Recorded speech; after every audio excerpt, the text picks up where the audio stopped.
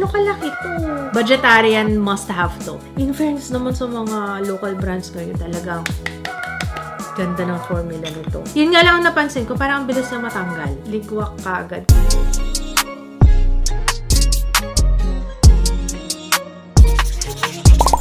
I hope okay lang yung aking headband. Kasi ito na yung headband ko na nag-makeup ako. Sabi ko, okay na yan. Oo. Hello everyone! Welcome back sa ating channel. Oh, yan. This is requested, I believe. Oo. Pero kahit naman hindi ni-request, gagawin ko pa rin to. Rating all of my cream blushes. Ito na sila lahat. Oo. Pero syempre, naku, pag binuksan nyo yung aking drawer, actually, punong-puno na siya, no? Kaya nga, gagawin ko na tong video na to para kung ano yung mabababa ang rating, papamigay ko na. So, ayun. Anyway, matagal ako hindi nag-film. I'm very sorry. Nagkaroon ako ng problema. Actually, sabihin ko ba? Sige na nga. Kasi ganito, parang ayoko nang mag-swatches ng, pinag-iisipan ko pa guys ha, hindi pa ako 100% decided. Pero parang maglalay low muna ako sa pag-swatch ng lip tint kasi nagkaroon ako ng problema dun sa last na ini-swatch natin. Oo, nung itim yung labi ko. Alam niyo, kagabi ko lang napansin. Alam niyo talaga, promise, nung tinitingnan ko yung labi ko, hala, bakit may mga spot na itim? Promise, hindi na makikita on cam kasi syempre naglagay na rin ako ng lip tint kanina. Pero pag wala akong makeup, pag binura ko na to lahat, tapos titingnan ko mabuti yung labi ko dito, especially dito sa area na to. Sabi ko, hala na yung itim na yun, natakot ako sa totoo lang. And, syempre bago na yung ating hair, goodbye blonde muna for now. Hindi, babalik din yan. Babalik din yung blonde, ayoko mag-ano. Ano lang to, it's just a face. Di ba lahat naman tayo kung ano-anong face pinagdadaanan natin. So, ito yung aking Yeah, this is strawberry blonde. Ayan, kung gusto nyo ipagawa. Kay Sabina, Sabina's Makeover. Ayan, sa kanila ako gawa. As in, dumayo talaga ako ng taytay. At nabi ko ng daldan. Tagal ko hindi nag-film. Pasensya na. Okay, so dito na nga tayo, no? Sabi ko nga, rating all of my cream blushes. Random ito ha, not necessarily mula sa pinaka-bet ko hanggang sa pinaka-hindi ko bet, pero random yung pagkuha ko dito. So, ito lahat ng aking liquid blushes, cream blushes. Alam nyo ba, napansin ko kanina habang kinukuha ko, sabi ko, bakit puro local brands nga? Oo, I'm so happy naman sa sarili ko, no? Kasi, syempre, sa dami ng nire-release ngayon ng mga local brands, 'di ba? Hopefully, lahat naman nasama ko dito. Kung hindi, I'm sorry, siguro may na-miss ako. Pero sana makatulong itong video na to. So, let's start with yung suot ko on my face right now. Feeling ko mauna tong video na to, pero ginawan ko siya ng separate na review and swatches ng lahat ng shades. Medyo na late, pero currently, isa rin sa mga madalas na gamitin ko to. Ang cute kasi ng lalagyan. Alam nyo, ito sasabihin ko Napansin ko rin sa sarili ko na marami akong makeup. Pero I tend to use kung ano yung una kong nakikita. Iba rin talaga kapag eye candy, yung kumbaga maganda sa mata or cute yung packaging, maganda yung packaging, hindi naman necessarily malaki, pero alam mo yung pag siya yung unang mong nakita, usually yun yung unang mong dinadampot. Totoo, 'di ba? Siguro nakatulong na ang cute ng packaging ng Sunny's Face. Kaya ito yung madalas din na ginagamit ko nitong mga nakaraan mula nung na-try ko siya. Okay, kung i-compare ko siya, para siyang Rare Beauty. So, sa local brands naman, para siyang si Lucky Beauty na actually mapapakita ko rin sa inyo yan later on. So, this is the Sunny's Face Blush On at ang favorite kong shade is si Lady. Actually, maraming magagandang shades. So, abangan nyo next video yung Sunny's Face natin. Full face ng mga new products, ganyan. Coming. Hindi siya actually full face. Medyo full face lang. Ang ganda ng packaging. Sobrang dali niya i-blend. Mapadaliri man, brush or sponge yung gagamitin nyo. Wala akong kaproblema. Yung shade range is one of the best na natry ko ha. Siguro may kulang pa na shades. May hinahanap pa ako na shades. Pero given na ito yung nilabas nila, maganda yung shades ha. Walang tapon, lahat talaga magagamit ko, lahat is okay na okay sa akin. Siguro ang concern ko lang dito is yung stopper niya. Madalas kapag unang hatak ko, pag nilabas ko yung applicator, minsan may tumatalsik sa paligid. Hindi ganun ka okay yung stopper. Yun lang naman ang napansin ko. Pero maliban doon, it's good. Para sa 4.2 grams, 545 pesos. I'll give this a 4 out of 5 stars. Siguro kung less than 500 pesos siya, perfect score to sa akin. 5 stars talaga siya. Yun lang talaga, yun lang naman yung yung presyo niya. Pero longevity, it's okay. Actually, pwede rin siya sa labi kasi moisturizing siya. Yun nga lang, hindi siya ganun ka-long lasting sa labi, ha? Pero sa cheeks, it's okay. Ay, speaking of longevity, kailangan ko rin i-mention to na itong mga cream blushes, mahirap bigyan ng score yung longevity ng bawat isa. Kasi depende sa type ng skin mo, depende kung pawisin ka, depende kung yung base na ginamit mo is pang-kapit talaga, depende kung gumagamit ka ng setting spray kasi makakatulong din yan para mas tumagal ang iyong makeup. Depende kung gaano ka kadalas mag-blot, mag-touch up ng powder. So, yun yung mga factors. So, napakaraming factors para maapektuhan yung longevity ng blush. Pero, para sa akin guys ha, yung longevity nitong mga cream blushes, mas long wearing ang cream blushes definitely compared sa powder. Yun ang 100% sure ako. So, hindi na ako magme-mention kung gaano ka long wearing kasi may mga ways naman on how you can prolong your blush. Yan, kagaya ng setting spray, mag-setting spray ka para talagang matagal ang makeup mo on your face. But, sa cream blush lang siya mag-a-apply. Sa powder blushes, kahit na mag-setting spray ka, natatanggal pa rin. Yun ay based on my experience, ha. Squad Soft Serve. Alam nyo, ito hindi masyado siyang na-hype. Pero, guys, gustong-gusto ko itong kasi unang-una is yung amoy niya. Wala akong ibang naamoy na ganitong klase. Parang amoy milk tea, naamoy taro. Basta kakaiba yung amoy niya. Ang sarap mag-apply. Promise talaga kung pwede ko lang mapaamoy sa inyo ngayon talaga. Grabe.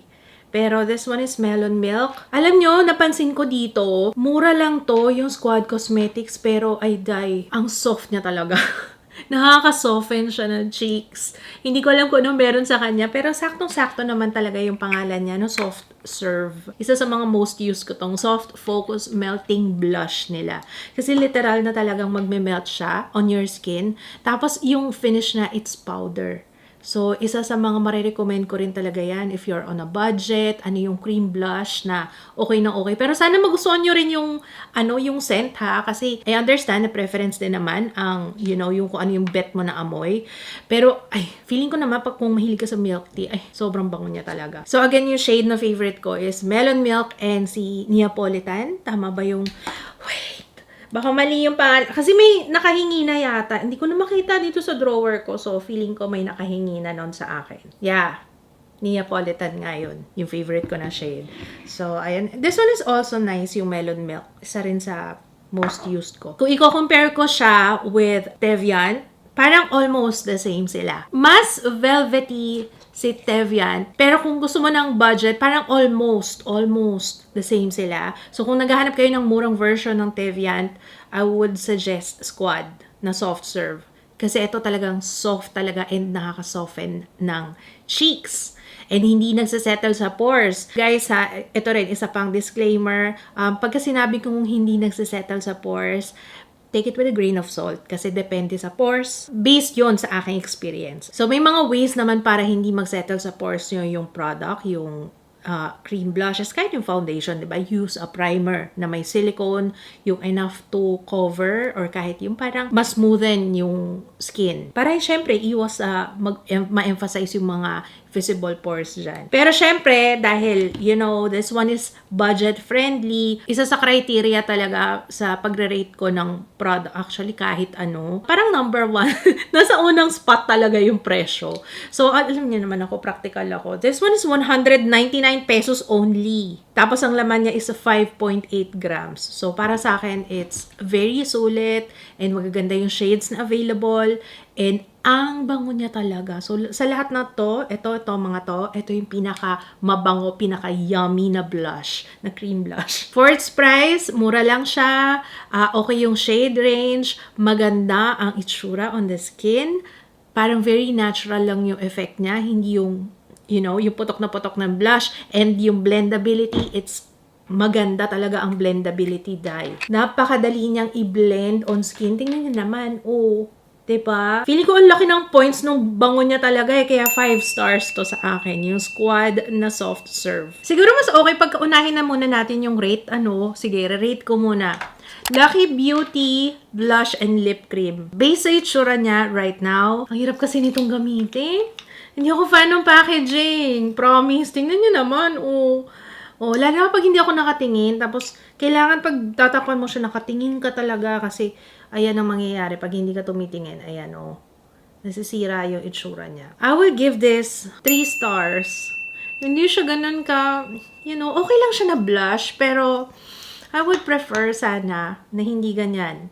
Kasi ang hirap niyang gamitin sa totoo lang. Tsaka parang ang laki niya. Hindi ako fan ng itsura niya. Yung ganito. Tapos ang messy. Ayan, look. Oo, kapag ka lumagpas, kapag hindi mo nasakto yung takip, wala na, messy na siya. So, pero pagdating naman sa blendability, ayun, okay naman siya, pero kailangan mabilis ka. Kasi mabilis din siya mag-set. So, kailangan mabilis ka mag-blend dito. So, ayoko nung mga pinapressure ako. Gusto ko yung at my own time, at my own pace. Ayan o, kagaya niyan. Ang hirap niya na i-blend kaya kailangan mabilis ka dito. Actually, ngayon naiisip ko, hindi ka pa yata siya na-try sa labi. Diba, lalong naging darker yung aking lips. Ay, nagsasettle siya dun sa dry. Parang ganda ng kulay, maganda yung kulay niya. This one is Dare Blush and Lip Cream ng Lucky Beauty. I think ito yung unang-una nilang blush. So, ayan, napaka-messy. Kasi nga, naka-umbok siyang ganyan. Ewan ko kung sa blush lang ha, pero malaking factor yung lalagyan is maganda. 349 pesos para sa 8 grams. Uy, ang mura nun. Yan nga lang yung packaging talaga. Okay, moving on. Kung hindi ko nagustuhan yung una nilang blush, nagustuhan ko naman yung sumunod na nilabas ng Lucky Beauty. This one, oh my goodness, alam nyo na yan. Kung nanonood kayo ng vlogs, alam nyo lagi kong ginagamit to. Fling, Sonnet, Lacy. Ayan, tatlong yan. Perfection. Ang hawak ko ngayon is Fling. This one, sobrang daling i-blend. Kung i-compare ko dun sa una, yung una kasi ang bilis niyang mag-set. So, kailangan mabilis kang mag-blend. Pero ito, kahit na matagal siya on your skin, hindi siya kaagad-agad mag-set unless ikaw mismo yung mag-set sa kanya. Alam niyo yun? Kahit matagal na yung dot dito sa cheeks, matagal bago siya mag-set, which is okay na okay, especially for talking about blushes. Kasi sa blush, 'di ba? Ang hirap ang bilis, lalo na kapag nakatry na kayo ng lip tint, tapos ginamit nyo as blush, dinot nyo lang. Minsan naiiwan yung bilog, yung dot, 'di ba? So, yun yung ibig ko sabihin. Ito, kahit na medyo tumagal siya sa cheeks nyo, tingnan nyo, madali pa rin siya i-blend. Ayan. Ayan. Tsaka sobrang, yung glow niya, isa pa yun. Yung glow niya, out of this world. Siguro sa lahat nitong mga blushes ko, yung pinakagusto ko yung glow on the skin, etong Lucky Beauty. Ang healthy tingnan ng skin, and parang ang soft ng skin, ganun. Para sa akin, dahil gamit na gamit ko to, I'll give this 5 stars. Sa lahat nito, ito yung pinaka madaling i-blend for me. Next one is ito. Get Ready With Me Cosmetics na Glam and Go Sticks. This is very nice. Ang ganda kasi nung sabi ko sa inyo, malaking factor yung packaging. Kaya sa mga cosmetics brand, ayan, malaking factor po ang packaging. Promise. Kasi parang nakakaganang gamitin, 'di ba? Pag maganda yung packaging, tapos okay na dalhin. Basta hindi siya nagli-leak or hindi siya kumakalat, we're good. I love this. Okay, may mga nabasa ako na nag-melt sa kanila, pero wala naman akong na-experience na ganun. Hindi ko sure dun sa iba. Pero ito, so far, yung blush, yung contour, yun yung madalas na gamitin ko. Wala naman akong na-experience na nag-melt. So, this one is very nice. Ang ganda ng packaging. Madaling i-blend. It's creamy talaga. Hindi siya tumitigas. Kahit nga na maiwan ko to dito hindi siya tumigas. Tapos, I love na powder finish siya. Ayun nga lang, parang kinakapos siya sa glow. Alam niyo yun? Pero okay lang kasi this one is especially helpful sa mga merong oily skin. At least, hindi na kayo mamroblema kasi may mga blush na sobra naman yung glow. As in, parang nagmantika naman ang itsura. Parang ganon. Parang nagta-turn nga siya. Cream siya to powder. Very oily skin friendly. So, sa mga oily skin girls, sa mga oily skin girlies ko dyan, you should try this. Kapag naghahanap kayo ng bagong blush, naghahanap kayo ng pamalit sa blush nyo, ubos na yung blush nyo, naghahanap kayo ng pamalit, try Get Ready With Me Glam and Go Sticks kasi very, very nice siya. on oily skin. This one, medyo mahal siya ng konti, no? 449, konti na lang 500 pesos. And like I said, pag umabot ng 500 pesos mahigit, parang medyo ano na siya sa akin, medyo masakit na sa bulsa. So I'll give this 4 stars. Oo, maganda yung performance niya, pero maganda rin yung packaging. Sige, bigay na natin yun. Yung 449. 4 stars. Okay, 4 stars sa Get Ready With Me Cosmetics. Okay, next one. Another Get Ready With Me Cosmetics. Alam nyo na yan. Ako, pinagamit na gamit ko to. Si Cheesecake. Oh my goodness. O, diba? Hindi si Cheesecake yung nabuksan ko. Ito pala si Cheesecake. Anong ba sis? Yung una nila, yung unang packaging, nakailan ako nun. So, this is Cheesecake. My favorite. Tingnan nyo naman kung gaano ka. Very natural lang kasi yung atake nito. Madali lang siya i-blend, pero make sure naman na i-blend nyo rin on time. Huwag nyo na siyang ibabad sa skin. No, i-blend nyo na rin kaagad kasi may tendency, ayan, kagaya niyan, oh, diba? May certain time din naman na allotted to blend this. Pero gustong-gusto ko yung shade na Cheesecake and Pomelo. Itong dalawang to. This one is lighter kasi si Pomelo. Pakita ko sa inyo, ha? Para makita niyo yung comparison. Ayan. So, ito si Pomelo. Diba? Gusto ko rin yung glow niya. May iniiwan din palang glow to, guys, ha? Am I right? Ito ba yung first product nila? I think so. Correct me if I'm wrong. Pero dito nakilala ang Get Ready With Me Cosmetics talaga sa milk tint nila. Marami to. Ilang ano ka ba? 9 ml? Meron time na halos araw-araw na ginagamit ko to. So I will rate this 5 stars. Pwede siya sa eyelids, pwede siya sa cheeks, pwede rin siya sa labi. Pero sa labi para sa akin, medyo drying siya. Kahit yung bago, medyo ganun pa din medyo drying talaga siya sa labi ko. Pero hindi ko naman talaga siya ginagamit sa lips. More on as blush lang talaga. Ang tagal na sobrang gustong-gusto ko yung Cheesecake, ha? Sobrang tagal nun. Siguro mga umabot ng 1 taon na laging, hindi naman lagi. Syempre, nagtatry din ako ng iba-iba. Pero pag pumipili ako ng blush, laging Cheesecake. Asan si Cheesecake? Si Cheesecake. Grabe, ito yung pinakamalaki. Ano man tawag doon? Econo size. As in, talaga masusulit mo talaga. Blush forever. Parang ganon. Naku, hindi ko nga alam kung hanggang kailan to. Kasi grabe. Hindi ko pa siya nakakalahati. Ang dami niya kasi. Sobrang dami nito. This one is Fresno Ever Bilena Pillow Pop. Tumataginting na 15 grams. Only blush talaga ang labanan dito. If you're suffering from blush blindness, you should get this. Kasi talagang pang forever. Ang dami nito. Ang daming laman nito. So, ito yung favorite na shade ko. This one is Fresno. I-blend ko, ha, para makita nyo kung ano itsura niya. Ayan, So, isa sa mga budget-friendly na talagang sulit na sulit para sa akin na marerecommend ko sa inyo. Yung formula niya, it's very lightweight. Para nga siyang lip tint. Pagka once na binlend mo, parang more water-based siya. So, wala siyang iiwang lagkit sa skin mo. So, isa rin sa masasuggest ko sa mga merong oily skin, itong Pillow Pop Liquid Blush ng Ever Bilena. Tingnan niyo naman kung gaano kalaki to. Ang laki niya. As in, ang taba niya talaga. So for me, price point, yung itsura niya on my cheeks, siguro sa shade range, medyo nakukulangan ako kasi konti lang yung shades nila. Pero pag nagdagdag sila, ay, very good yan. Balitaan niyo ko kasi for sure, isuswatch ko yan, ha? For you. I will rate this 5 stars. Ever Bilena. Budgetarian must have to. Careline. Oh my blush. Parang ilang beses ko din tong ginamit. Alam niyo, hindi talaga ako makakaubos ng makeup kasi every week may bago na may bago. Talagang grabe ang local brands. So, ganito siya. Ito yung shade na Shell Pink. Ang ganda ng cool tone kasi to, guys. Ayan, kung naghahanap kayo ng cool tone na affordable, you should get this. Ang ganda nito, Jai. Lakas niyang makatisay yung sa cheeks. Ay, grabe. Tsaka magaan lang din siya. Another water base. Diba si Ever Bilena and Careline, they are sister companies. Maganda itong pareho. Yung Pillow Pop and this one, almost the same sila ng consistency, ng formula. In short, hindi siya mabigat sa cheeks. Very comfy. Lahat naman yata na masasuggest ko ngayon is okay sa oily skin kasi I have oily skin. Tapos, ang dami rin ito. This one is 9.5 ml. Isa rin siguro ang factor din yun. Lalo na yung color. Kaya isa rin madalas ko rin siyang gamitin. Kasi nga, madaling makita, malaki, diba? I will rate this 5 stars din. Vice Cosmetics. Itong one and done stick nila. This is very nice. Yun nga lang, ayoko ng brush. Sana wala na lang brush. Kasi nagmo-move every time na meron na, syempre may foundation ako, i-apply ko siya. Nagmo-move yung foundation ko, yung base ko, dun sa brush kasi masyado siyang dense. So, I prefer sana yung mas soft para yung ibabaw lang. Kasi lalagay mo lang naman eh, di ba? Parang itatapal mo lang yung blush. Eh, ayokong magagalaw niya yung base ko, of course. Yun lang naman.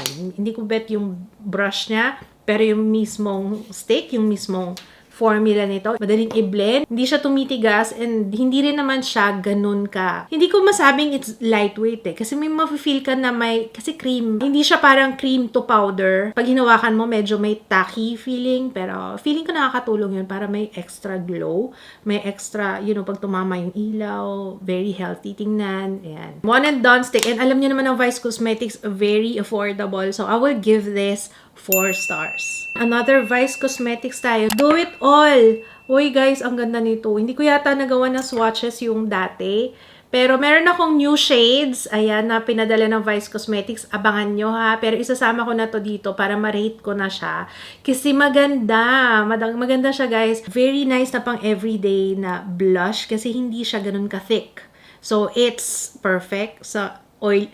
Para pa ulit-ulit yung sinasabi ko. Feeling ko, hindi ko na i-mention na it's good for oily skin. Basta ma-recommend ko, automatic na yun na okay siya sa oily skin. I can't speak sa mga may dry skin. Pero siguro, mag-mention na lang din ako if ever you have dry patches. Pero normally, wala naman akong nagiging problema sa dry patches.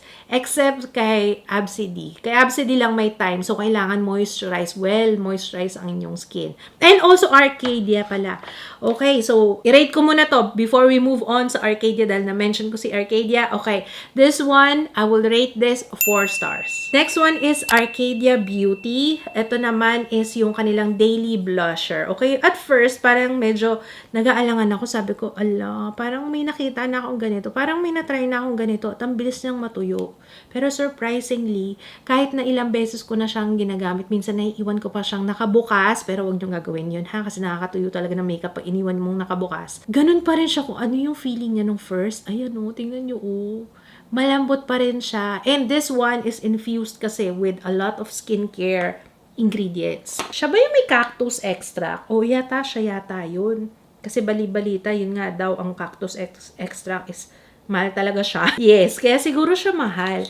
Sa lahat ng blushes natin, ito yung pinakamahal, yung kay Arcadia Beauty. Pero, ito nga, kailangan well moisturize ang inyong skin. Yun yung napansin ko sa kanya. Kasi, mas madaling i-blend. Pagka sobrang matte nung ginamit mo na foundation, baka magkaroon ka ng problema. Actually, sa lahat, i-apply na natin sa lahat ng cream blushes. Kasi parang, oo nga, no? Ngayon ko lang din nare-realize habang sinasabi ko, oo nga, no? Pagka sobrang matte ng foundation ko, ang hirap gumamit ng cream blush. Especially yung blush like this one. Kasi, matte siya.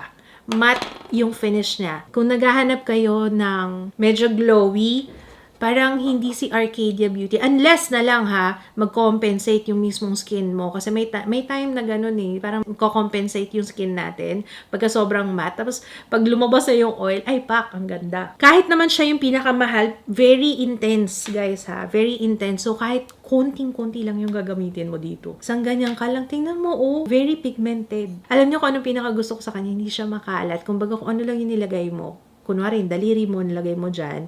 Tapos, diretso sa cheeks. Sige na nga, lagay ko na nga. Ayan, oh. O, diba? Patong-patong na yung blush ko ngayon. Hindi niya nai-istorbo yung base. Mas maganda pa rin talaga pagka daliri. Pagka cream blush, guys, ha? Tsaka mas masusulit nyo. Tingnan nyo, hindi niya na-istorbo yung base. Pero tingnan nyo, oh. 'Di ba? Parang medyo nag-mattify ng konti. So, matte yung finish nito. So, kung kailangan nyo ng may highlighter naman tayo for that. Kung gusto nyo ng extra glow. 'Di ba? Oh, compared natin. Oh, nag-mattify siya, 'di ba? I will rate this 5 stars sana kung hindi siya ganun kamahal. So, 4 stars. Considering marami siyang skincare ingredient. Yun yung pinakamagandang feature niya, kumbaga. Arcadia Beauty. And this one is Utopia. I love this. Kasi ito, very pigmented. And sa lahat, ito yung pinaka intense yung color payoff. So, kung gusto nyong masulit siya, I suggest you get Utopia. Kasi si Utopia yung matitipid mo. Another Arcadia, alam ko hindi siya cream, hindi rin siya liquid, pero sama ko na rin dito, yung Daily Jelly. Yung Daily Jelly, actually, mas na-enjoy ko to sa labi. Sa totoo lang, ang damig niya kasi. Parang, every time na ginagamit ko to, parang Nare-relax yung lips ko. Pero alam nyo, pansin ko sa kanya, feeling ko medyo natutuyo siya kapag nawala yung cap. Kasi yung sa akin nawala na. Ayun. Parang medyo mahirap nang lumabas yung kulay. It still works naman. Napipiga ko pa rin naman siya. So, just warning. So, eto na siya. Tingnan nyo. Oh, hindi na basta-basta makita yung ano niya.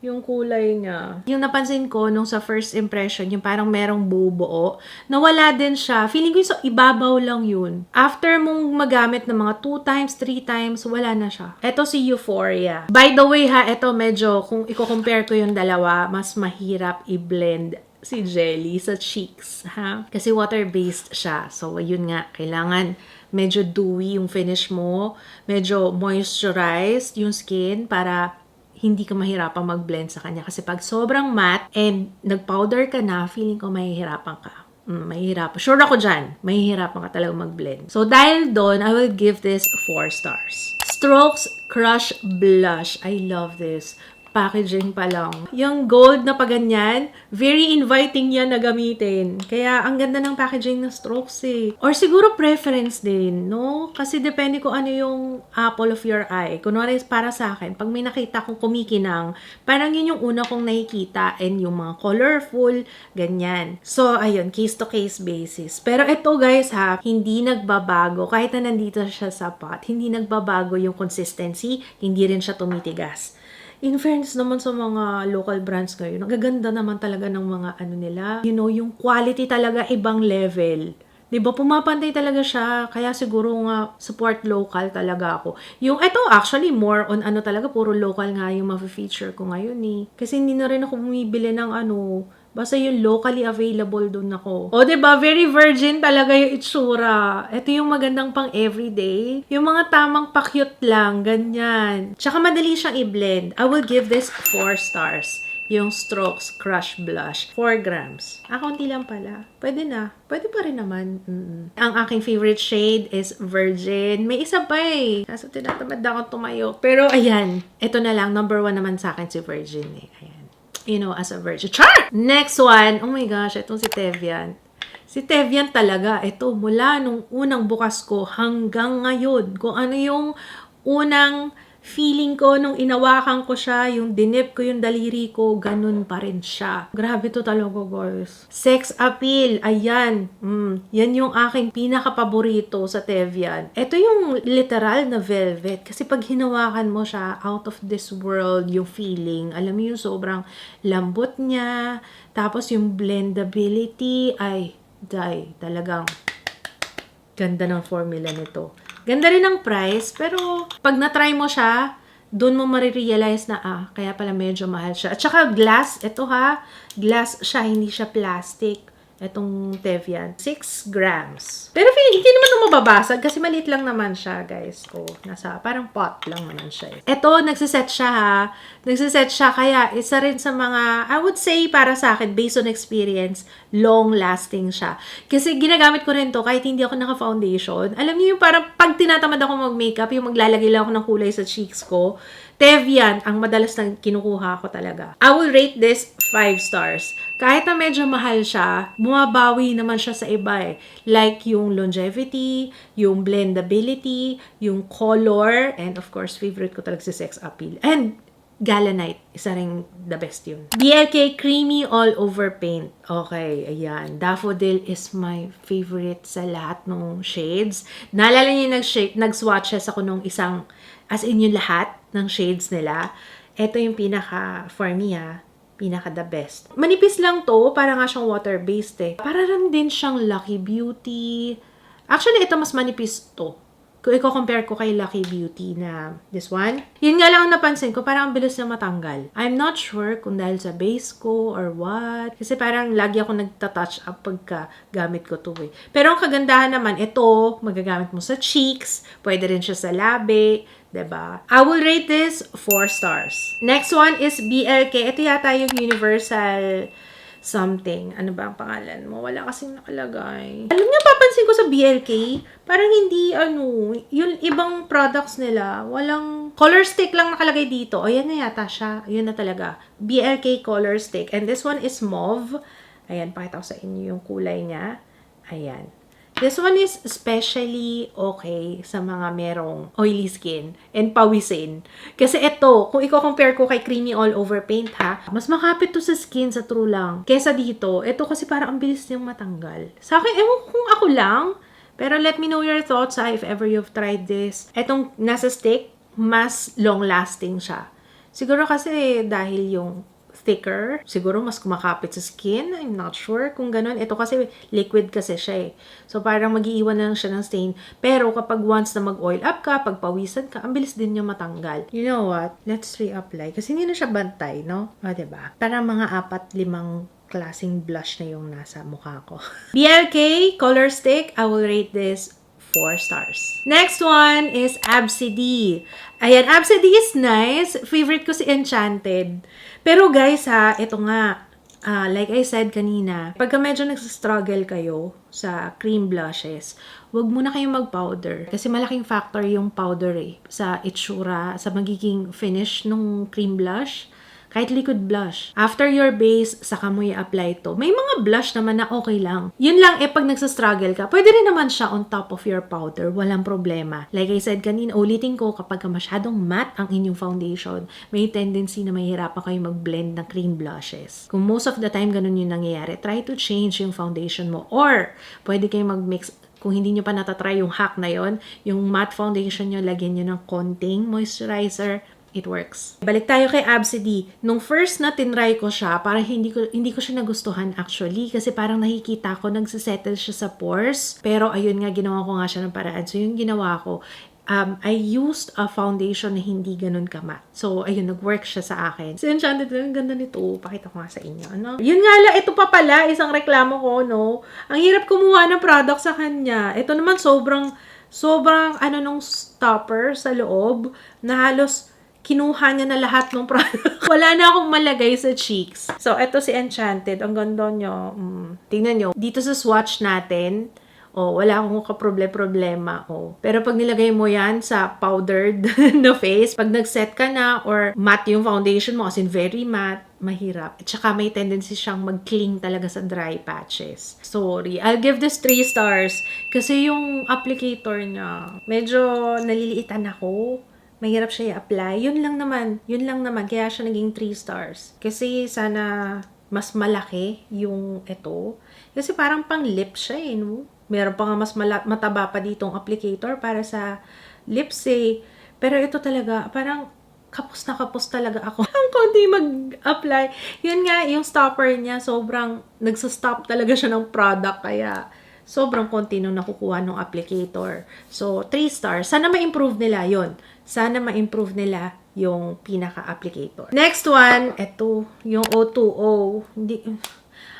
I tried this again, pero talagang sobrang niya, ang oily niya. Parang nga siya lipstick eh. Actually, pag ginanyan mo, ayan, parang siya lipstick. So, imagine, lipstick nilagay mo sa cheeks.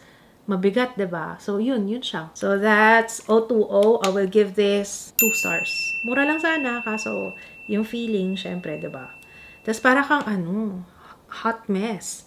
Kasi mayroon talagang kintab. Last one, diba? Pati ultimo dito. Siya talaga yung last na nakuha ko. Alam niyo, iniisip ko rin kanina habang dinadampot ko siya. Sabi ko, bakit nga ba hindi ko ginagamit to? Ang liit niya kasi. At saka hindi siya inviting. Ito yung sinasabi ko na malaking factor talaga yung packaging, no? Hindi siya inviting gamitin as a blush. I mean, kung i-compare mo dito sa iba nating products, diba? Parang ito mapag-iiwanan talaga siya. Lalo na yung applicator. I don't know kung ano gusto nilang ma-achieve dito sa serum blush nila. Ano ba to? Suppose, brush ka ba? Teka nga, tingnan ko. Spatula. Spatula siya na naka-curve. Kaya hindi ko rin magets eh. Paano siya i-apply ganun? Parang, diba? Siguro sa foundation, pwede pa itong mag-work sa akin yung ganitong applicator. Pero sa blush, hindi. So, ayun. So, matutal, yan talaga yung masasabi ko. Malaking factor talaga ang packaging. Alam nyo, ginamit ko lang to nung ni-review ko. After that, hindi ko na siya nagamit ulit. So, yun si Squad Serum Blush. Sa applicator pa lang and sa itsura niya, parang ligwak kagad. Kaya nga hindi ko to ito nga, last ko siyang nakuha. So, therefore, I conclude na packaging talaga is malaking factor. Oo. para magamit ko yung mga blush ko. I will give this, I'm sorry, 2 stars. Hindi ko na rin i-mention yung ano kasi based naman sa makikita nyo, it's very, hindi ko gusto actually yung formula nito. Parang ang daming oil. So, knowing na I have oily skin, 'di ba? So, ayun. Okay guys, maraming salamat sa panonood. Ayan na ang aking rating all my cream blushes. If ever meron kayong request na i-rate natin sa susunod, let me know. Comment lang kayo sa baba kung ano yung gusto nyo next natin i-rate. Pwedeng skin tint, pwedeng foundation, pwedeng lip tint. Oh my gosh, yung lip tints, kailangan ko nang bawasan talaga kasi di na kasya sa drawer ko. Kaya, let me know kung ano yung gusto nyong unahin natin. Sana nakatulong itong ating rating all my cream blushes. Ayan. Maraming salamat sa panonood. Kung hindi ka pa nakaka-subscribe, make sure to subscribe and turn on the notification bell para lagi ka updated every time na meron tayong bagong upload. Thank you so much and I will see you again on my next one. Bye!